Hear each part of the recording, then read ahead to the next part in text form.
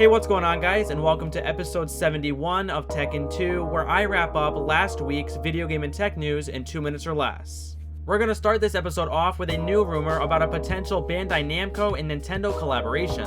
A user on a Reset Era forum made a post pointing out 3 new job listings on Bandai Namco's website. The first job listing is for a 3D action game designer, the second is for a visual artist, and the third is for a 3D background designer for remasters and remakes. All of these listings are in fact for the same project and specifically say that it's being contracted by Nintendo. This is probably about as much confirmation as we'll get until the official announcement, but it will be fun speculating what game it is until then.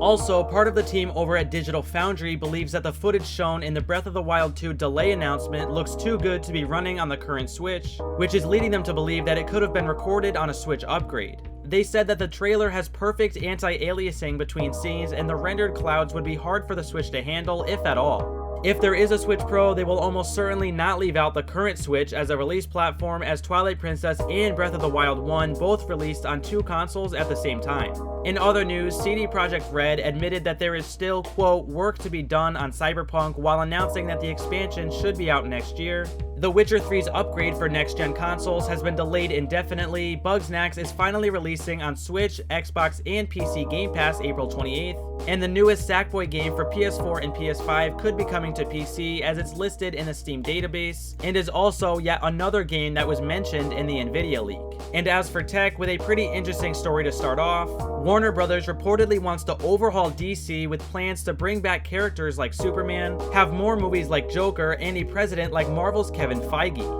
Also, Apple's next MacBook Pro and Mac Mini are said to have the M2 and M2 Pro chips, with the Pro having 12 CPU cores and 38 GPU cores.